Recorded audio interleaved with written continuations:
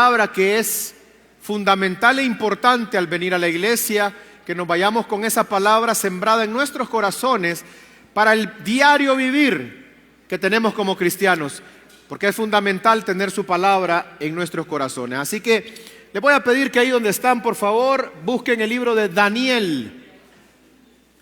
El libro de Daniel, capítulo 3. El libro de Daniel, capítulo 3. Versículo 10 al 15. Y vamos a leerlo un poco rápido. Y mientras llegan ahí, Padre bueno, te damos gracias por este momento, por este tiempo de tu palabra. Y te pedimos, Señor, por favor, que tu Espíritu Santo nos llene a través de ella y que pueda iluminarnos en el camino, Señor. Echamos fuera toda distracción, toda ceguera y toda sordera espiritual. Y te pedimos, Dios, que por favor tú seas quien nos llene y nos guíe en todo momento. En el nombre de Cristo Jesús.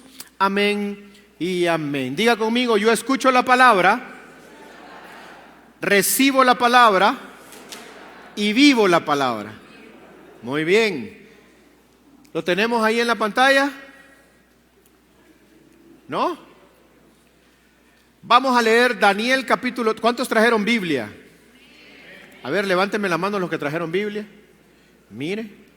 Y todos los demás no traen porque están expectantes de la pantalla, ¿verdad? Bueno, traigamos Biblia pues todos. Tú, oh rey, Daniel 3:10, tú, oh rey, has dado una ley que todo hombre, al oír el son de la bocina, de la flauta, del tamboril, del arpa, del salterio, de la zampoña y de todo instrumento de música, se postre y adore la estatua de oro. Versículo 11. Y el que no se postre y adore, sea echado dentro de un horno de fuego ardiendo. El versículo 12. El versículo 12.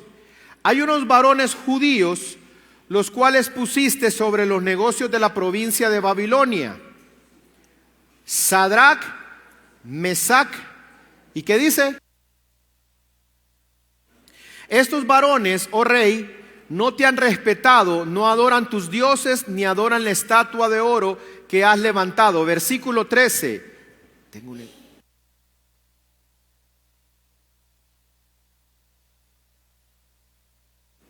Versículo 13. Entonces Nabucodonosor, que era el rey, dijo con ira y con enojo que trajesen a Sadrac, Mesac y Abednego. Al instante fueron traídos estos varones delante del rey. Versículo 14. Habló Nabucodonosor y les dijo: es verdad, Sadrac, Mesac y Abednego, que vosotros no honráis a mi Dios, ni adoráis la estatua de oro que he levantado. Ahora pues estás dispuestos para que al oír al son de bocina, flauta, tamboril, arpa, salterio, zampoña y de todo instrumento de música, os postréis y adoréis la estatua que he hecho, porque si no la adorareis, en la misma hora seréis echado en medio de un horno de fuego ardiendo. Y les dijo: ¿y qué Dios será aquel que os libre de mis manos? Si hay historias impactantes para mí en la Biblia, es esta. Es una de las historias más impactantes que conmueven mi vida por completo por la fe de estos hombres. 3 jóvenes llamados Sadrac, Mesac y Abednego estaban enfrentando una prueba de fuego, literalmente de fuego. Y esto no es metafórico, es real. Ellos tenían que adorar una imagen, según relata la Biblia, y si no eran echados literalmente a un horno de fuego. ¿Qué harías tú si en algún momento alguien te dice: quiero que dejes de adorar a tu Dios y adores a cualquier otro Dios? Si no, te echo ahí en ese horno de fuego. Te voy a echar ahí al fuego. Te vas a quemar vivo. ¿Qué harías tú? ¿Adorarías a esos dioses? ¿Adorarías a otro Dios? ¿O estarías dispuesto a entrar al fuego? ¿Cuántos saben que quemarse es horrible? ¿Cuántos saben que quemarse es feo? ¿Sí? Alguien ha, como dicen por ahí popularmente, alguien ha tanteado el fueguito. ¿Quién? A ver, dígame quién. Levánteme la mano. Venite, Ever, vení. Quiero que vengas a tantear este fueguito. Y vas a poner tu mano hasta donde podás y que sintas que te estás quemando. Ay. Hasta donde podás. Ya cuando sintas que te quemas, la quitas. No me vayas a llevar al hospital, ¿verdad? Ah, ok. Te quemaste. ¿Hay alguien más que quiera probar el fueguito? Venga, pruébelo, hermano. Una mujer valiente, vaya. Vos sos valiente, vení. Vení.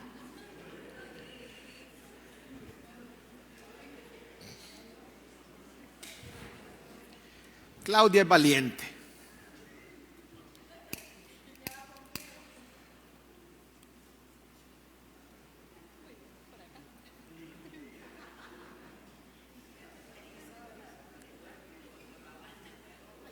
Ya, te quemaste. Pero si apenitas te quemaste. Claudia y Ever, ¿ustedes creen que podrían ser tirados a un horno lleno de fuego? ¿Tú crees, Ever?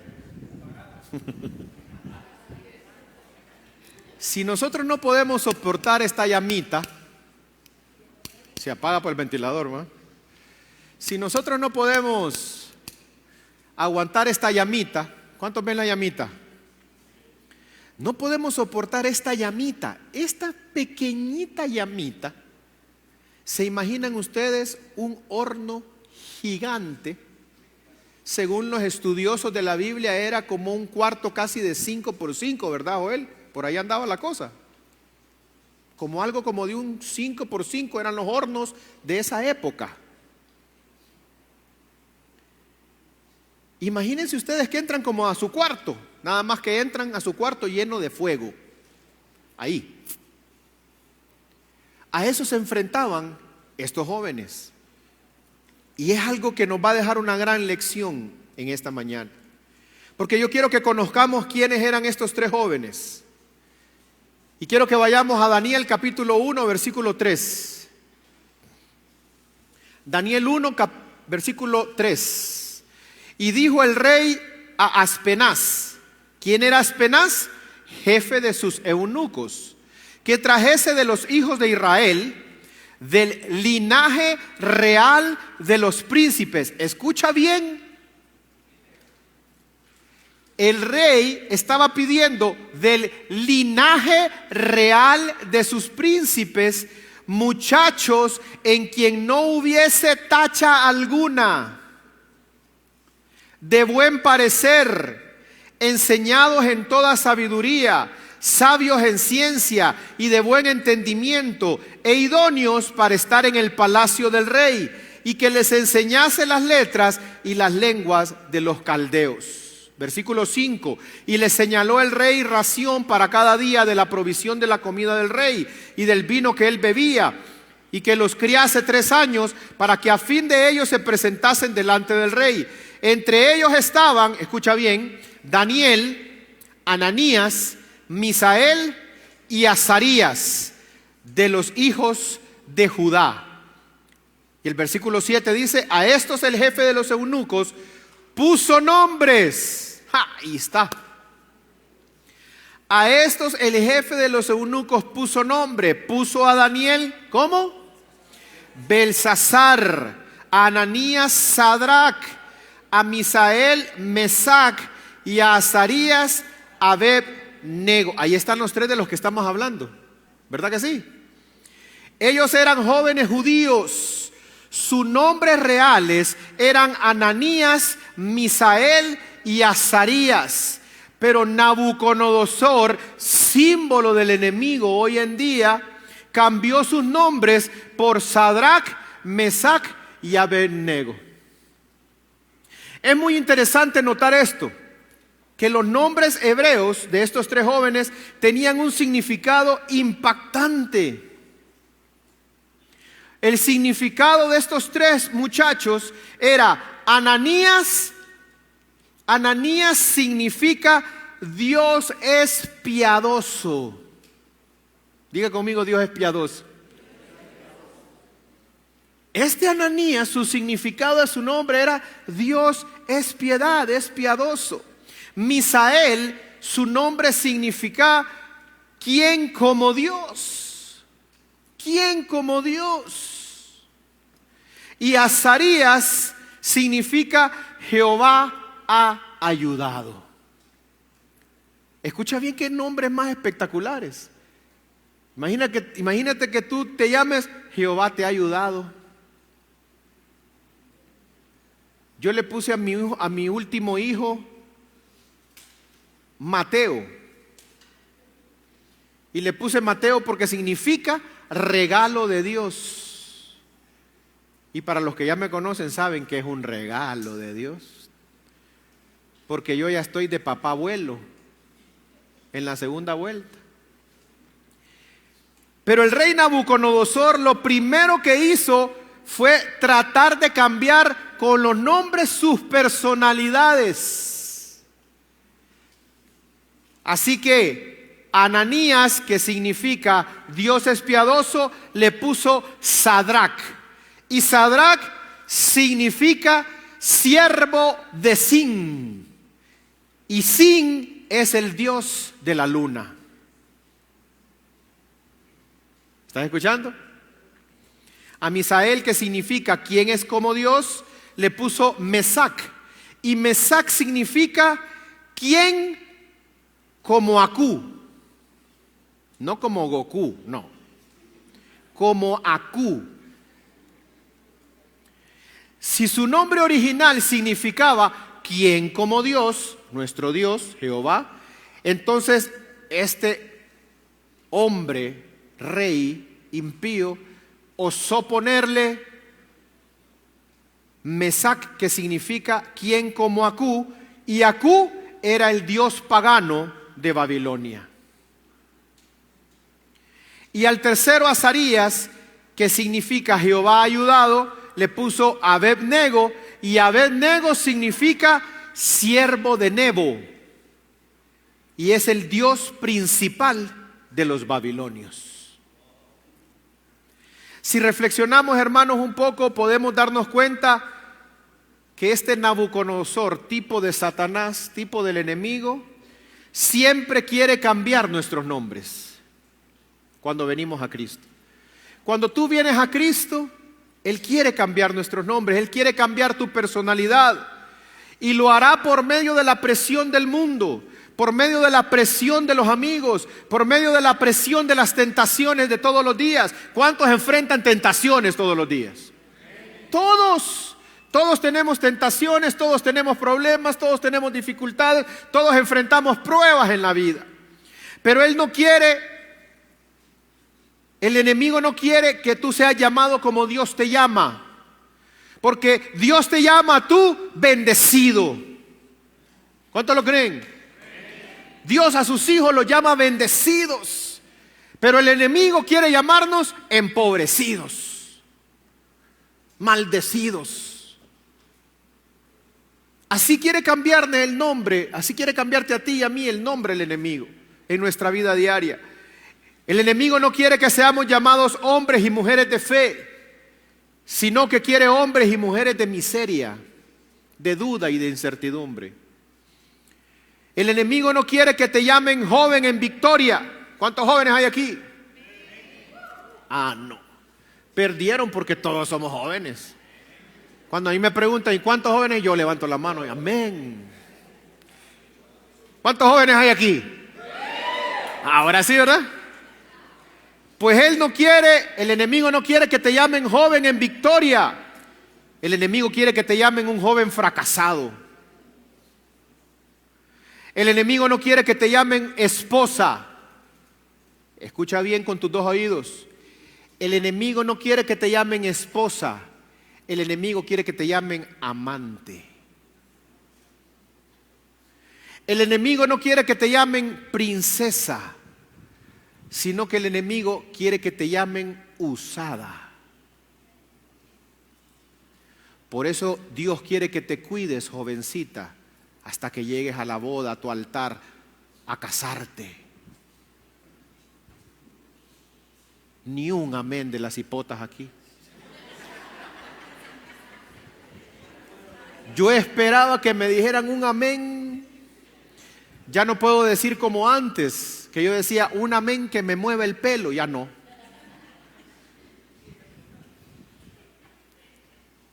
Jovencita,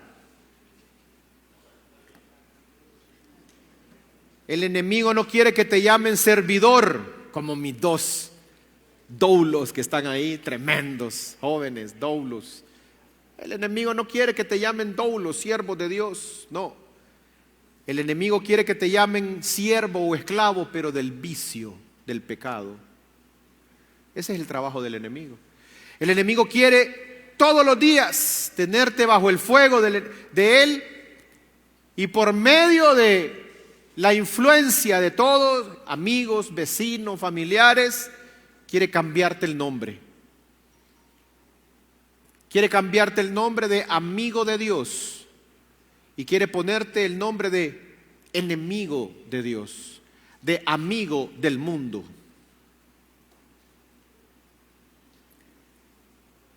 Estos jóvenes, el trabajo de Nabucodonosor era doblegar su voluntad para que le pudieran rendir culto a una imagen, pero ellos no quisieron. Ellos estaban dispuestos primero a ir al horno de fuego, pero no doblegarían su voluntad a la voluntad del rey. No doblegarían su voluntad y su corazón ante una imagen pagana. Así que yo quiero que por medio de esta palabra de Dios nosotros podamos entender hoy que somos cristianos a prueba de fuego. Diga conmigo, yo soy cristiano a prueba de fuego. Hoy vamos a salir cristianos a prueba de fuego. Ya no te vas a quemar. Yo quiero ser un cristiano a prueba de fuego. Como estos jóvenes fueron hijos de Dios a prueba del fuego. Así que para ser un cristiano a prueba de fuego, déjame enumerarte algunas cosas rápidamente porque no tengo mucho tiempo. Número 1, un cristiano a prueba de fuego no vive de decisiones únicamente, sino de prioridades. Di conmigo decisiones, di conmigo prioridades. Versículo 15, vamos a leer el versículo 15 de ese capítulo que estábamos leyendo en Daniel. Versículo 15, llegamos ahí. Ahora pues, ¿estáis dispuestos para que al oír el son de la bocina, de la flauta, del tamboril, del arpa, del salterio, de la zampoña y de todo instrumento de música, os postréis y adoraréis la estatua que he hecho? Porque si no la adorareis, en la misma hora seréis echados en medio de un horno del fuego ardiendo. ¿Y qué Dios será aquel que os libre de mis manos? Y ante eso el versículo 16, escuchen bien.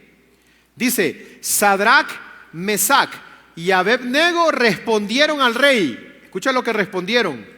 Nabucodonosor diciendo, no es necesario que te respondamos sobre este asunto.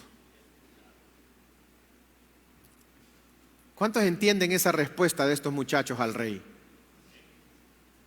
¿Cuántos entienden esa frase cuando estos tres muchachos le dijeron al rey, no es necesario que te respondamos a eso? El rey les estaba diciendo, o se postran en esta imagen y adoran a este Dios que no es su Dios, o los voy a echar al fuego y las van a morir quemados. Y ellos le respondieron, no es necesario que respondamos a esto. Si esa frase la pasamos al idioma actual, diría, talk with my hand. ¿Verdad que el pastor habla inglés, va? ¿Qué le dijeron en el lenguaje actual? Habla con mi mano. ¿Va? Así le dijeron al rey. Va, que lo dije bien. Talk with my hand. Habla con mi mano, rey. Mire qué osadía hablarle al rey de esa manera de estos tres. ¿Qué respuesta? La comidita. Si no empiezo a hacer desde las 10 de la mañana la comida, pastor, me llegan todos los mozos ahí que oye, ¿qué les voy a dar de comer? Hasta las 4 van a comer si voy a la iglesia. Mira hermano, discúlpame, pero los que no tienen como prioridad congregarse, deben tenerla. Porque cuando venimos a la iglesia, venimos ¿por qué? ¿Por qué venimos a la iglesia? ¿Por qué? Muy bien, por Dios. Yo no vengo por otra cosa aquí a la iglesia. Yo vengo aquí a la iglesia porque amo a Dios, porque estoy agradecido. Entonces vengo a darle un tiempo a Él, vengo a congregarme con los hermanos, vengo a hacer familia. Para mí debería ser una prioridad. La prioridad no debería ser ni el trabajo, ni el negocio, ni la comida, ni los amigos. No, esas personas que me dicen a mí, es que no fui porque me cayó visita, es que llegó una familia. Pues tráelo a la iglesia, hombre. Si te cayó familia, si te cayó visita, tráelos. Fíjate que voy para la iglesia. Ay, fíjate, yo por eso no te visito. Ah, pues vamos a la iglesia, si querés regresemos y después comemos. Pero así te lleva, el enemigo a ti te lleva esa condición para que tú te rindas a lo que te está diciendo, a otros dioses, a otras cosas, a idolatrar cualquier otra cosa, a hacer cualquier otra cosa y dejar lo más importante y lo primero que debería ser para tu vida, que es Dios. Pero no le damos prioridad. Le damos el segundo, tercer, cuarto, hasta quinto, hasta 10º lugar, yo no sé cuánto. Tu venir a la iglesia no debe ser solamente una decisión, debe ser una. Dile a tu vecino, toma como prioridad congregarte, dile. Los GPS no solo son decisiones. Los GPS, grupos pequeños saludables en los diferentes lugares que los hacen en la ciudad, debe ser una prioridad porque ahí te nutres de la palabra semanalmente. Ahí crecemos como iglesia en los grupos pequeños. Tienes que ir a un grupo pequeño. No es posible que tú vivas ahí a unas casas de un grupo y no vas porque no te da la gana. Debes ir. Y si no vas a un grupo pequeño, busca alguno. Y si te quedan muy largos, abre uno en tu casa. Yo te mando un líder ahí. Pero tenemos que congregarnos, tenemos que hacer familia. Aquí nos vemos, aquí disfrutamos, alabanza, adoración, ofrendamos, precioso, y recibimos la palabra y nos vamos. Que eso es otra cosa de la cultura de la iglesia que vamos a intentar otra vez cambiar. Porque la cultura de esta iglesia es ser familia. ¿Verdad?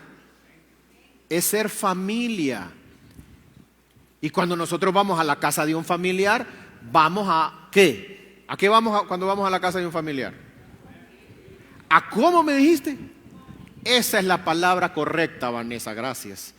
Cuando vamos a la casa de una familiar, vamos a convivir, a relacionarnos. ¿O será que tú llegas a la casa de tu papá y dices, buenas, enciende el tele y no le habla a nadie?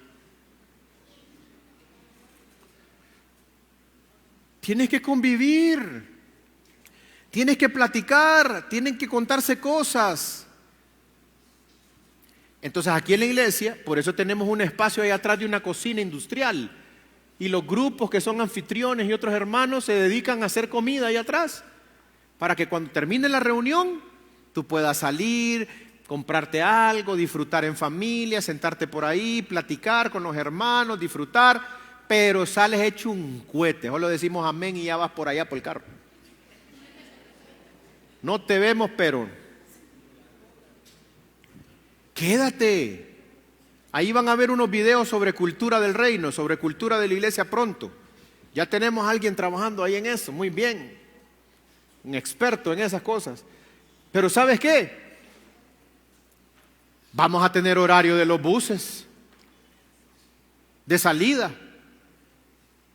Porque si no hay un montón ahí en los buses, que de hecho todos los buses aquí son gratuitos, nadie paga pasaje, alguno paga pasaje para devolvérselo. ¿Verdad que nadie paga ningún 5? Bueno, aquí los buses son gratuitos, no sé hasta cuándo, hasta que me dejen, porque yo soy el que ha insistido siempre que sean gratis. Pero son gratuitos, hermanos, disfrútalo. Disfruta poder venir a este lugar tan hermoso que Dios nos ha dado como iglesia. Y haz familia, conoce a otros, preocúpate uno por otro, tómate un tiempo, quédate un rato. Entonces hay unos hermanos ahí que, ¿y a qué hora nos vamos, Henry?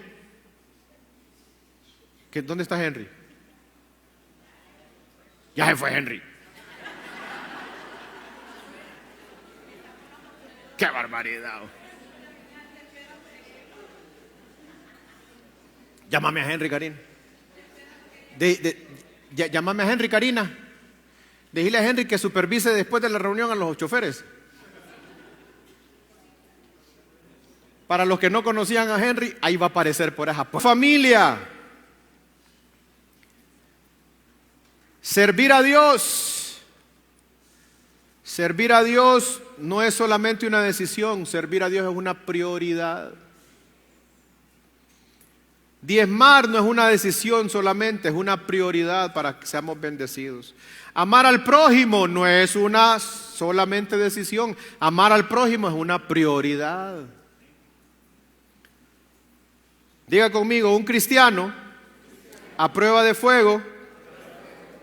Diga conmigo, un cristiano a prueba de fuego no vive solamente de decisiones, sino de prioridades. Número dos,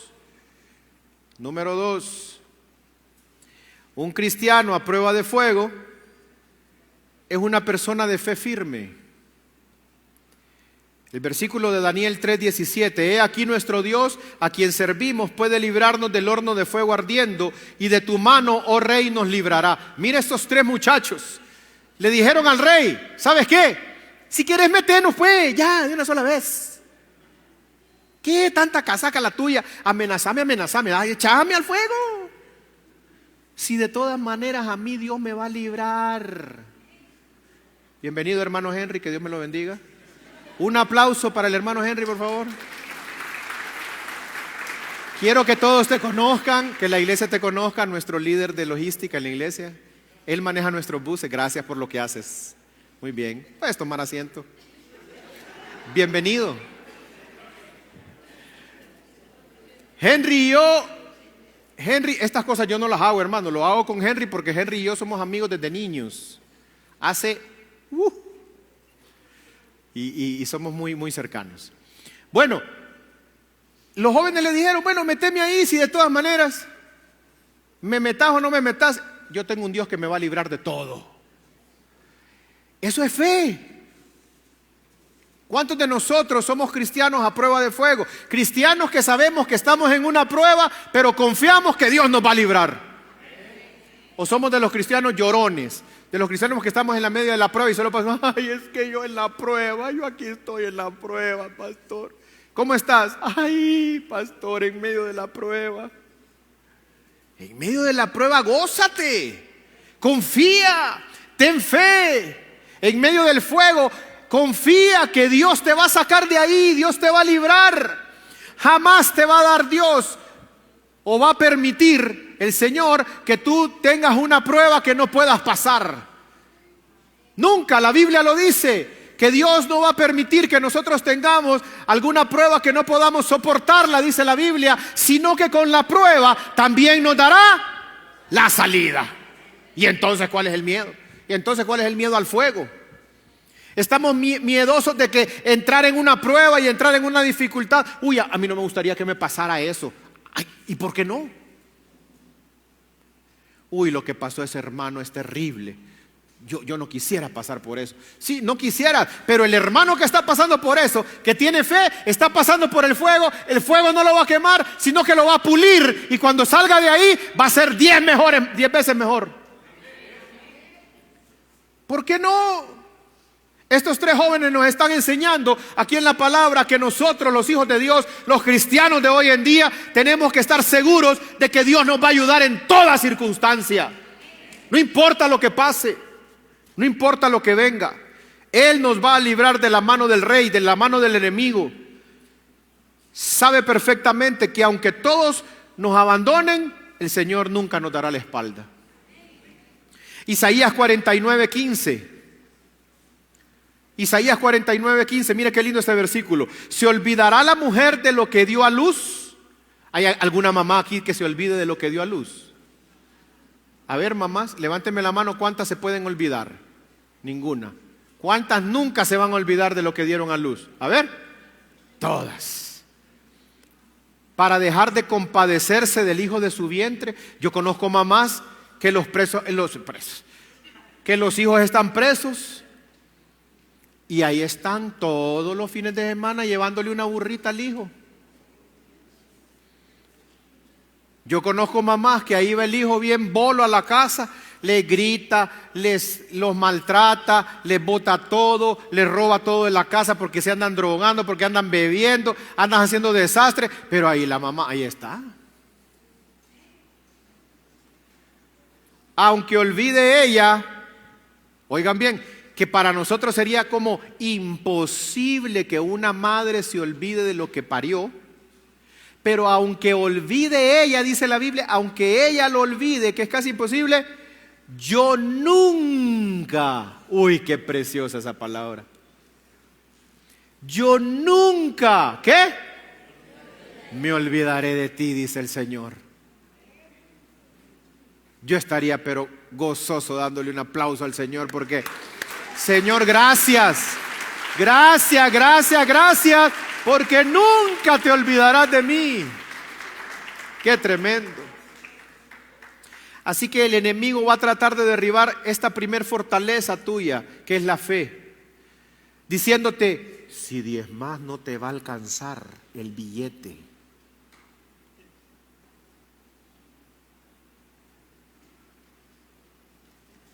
Si no haces horas extras el domingo, no te va a alcanzar.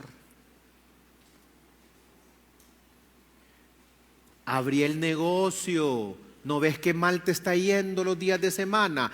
El domingo es cuando más se vende. ¿Verdad? No vayas a la reunión de la iglesia. Un cristiano a prueba de fuego sabe que Dios es su pastor y nada le faltará. ¿Verdad que sí? La fe nos sostiene cada día. Y con esto voy terminando. Tengo otros puntos más, pero no voy a tomar mucho más tiempo. Un cristiano a prueba de fuego no vive de emociones, sino de convicciones. Daniel 3:18. Miramos qué dice ahí. Y si no, sepa, oh rey, que no serviremos a tus dioses, ni tampoco adoraremos la estatua que has levantado. Estos tres jóvenes comprendían que en Dios estaba la decisión de salvarlos del horno de fuego o no salvarlos. Ellos tenían una fe firme que Dios los iba a librar del horno de fuego. Pero aunque no los librara, ellos seguían firmes en su confianza en Dios. ¿Por qué? Porque la emoción es pasajera. ¿Me estás escuchando? La emoción es pasajera, pero la convicción permanece para siempre. Así que muchos cristianos hoy servimos al Señor por emoción, cuando vemos las cosas que Dios hace por nosotros. Es bien difícil que podamos entender que Mire, no vaya a ser que le esté profetizando, ¿eh?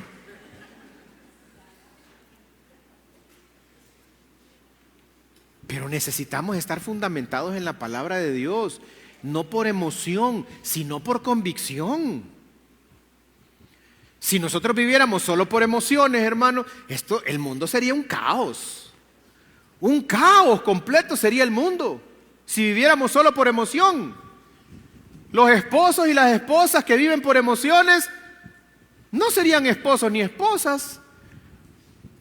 Porque entonces el esposo le dice en la noche de bodas a la esposa, al día siguiente de que se casan, le dice, uy, mi amor, tú eres la mujer más linda de todos, le dijo en la noche de bodas. Y al día siguiente las más lindas salieron a la calle. Pero no es por emoción, no es por lo que ven, es por convicción. Estoy convencido que me casé con la mejor mujer del mundo, con la más hermosa, con la más bella, con la mejor mujer, con la que tiene mejores convicciones, con la que me va a acompañar el resto de mi vida. Yo estoy convencido de eso. Yo estoy convencido de que tengo a la mejor mujer del universo y sus alrededores, por si acaso, y la más hermosa. Yo estoy convencido. No es por emoción, es por convicción. Si no, el casado se va rápido y deja la que tiene ahí, la de 40 por 2 de 20.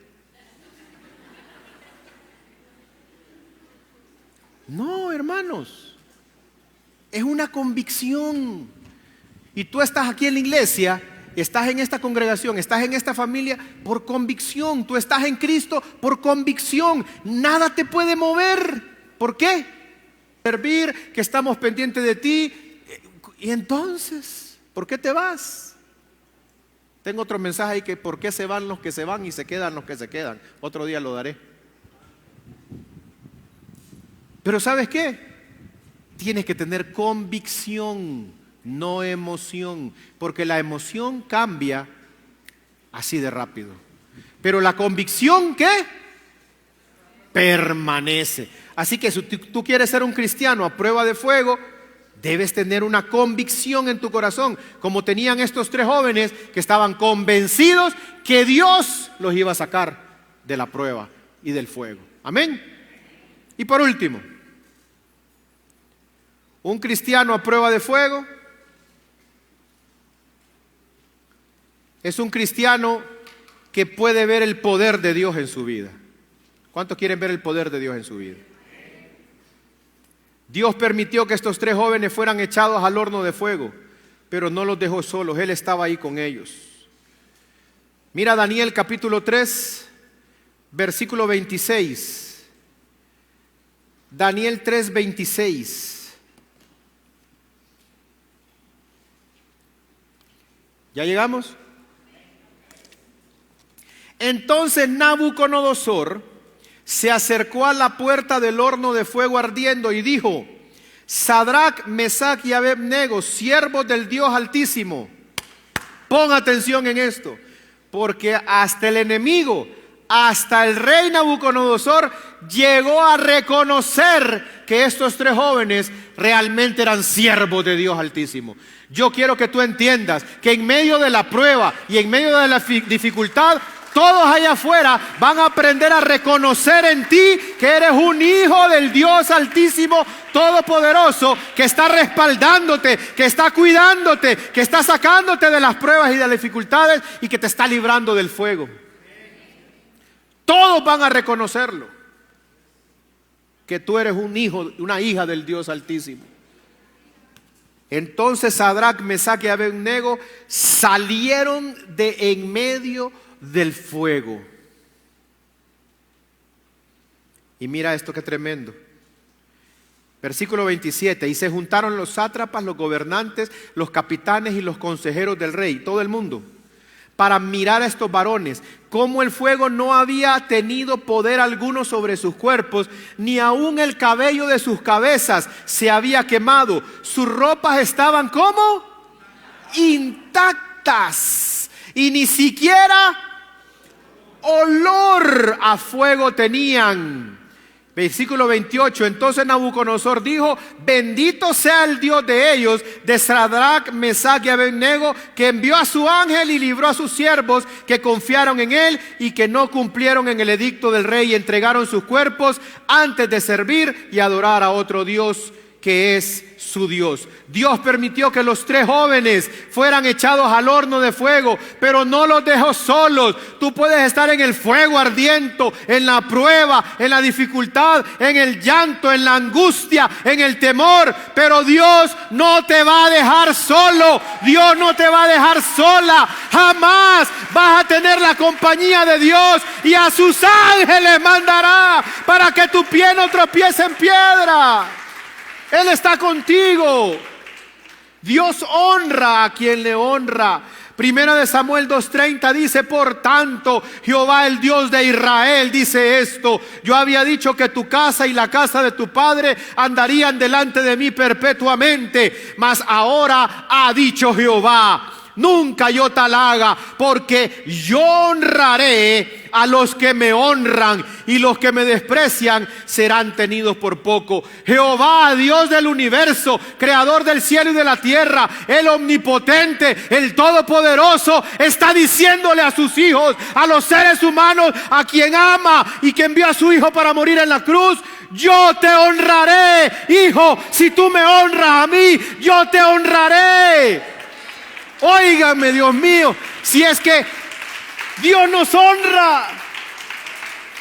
Dios nos honra siendo Dios, si nosotros le honramos a Él. Tenemos que ser cristianos a prueba de fuego. Ponte de pie, por favor. Dios siempre se va a manifestar a favor de aquellos que ponen en alto su nombre, como estos tres jóvenes.